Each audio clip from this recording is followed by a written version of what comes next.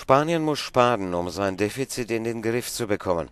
Von mehr als 8% will Madrid das Defizit auf 5,3% seiner Wirtschaftsleistung drücken.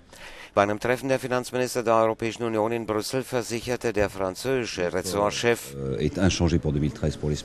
Spanien wird seine Anstrengungen auch 2013 fortsetzen. Das gilt jedoch auch für die anderen Staaten. Wir wollen das Vertrauen in die Eurozone wiederherstellen. Wir werden das Haushaltsdefizit verringern. Weitere Themen der Ministerkonferenz waren das hohe Haushaltsdefizit Ungarns sowie die umstrittene Einführung einer Steuer auf Finanzgeschäfte.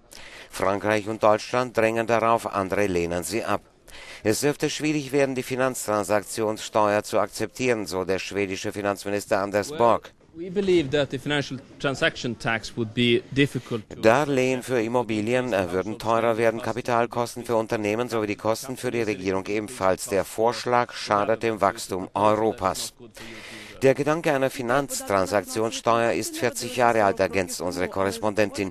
Die EU will sie einführen, weil sie Geld benötigt, um die Krise zu überwinden. Auch geht die EU davon aus, dass die Finanzindustrie im Vergleich zu anderen Bereichen geringer besteuert wird.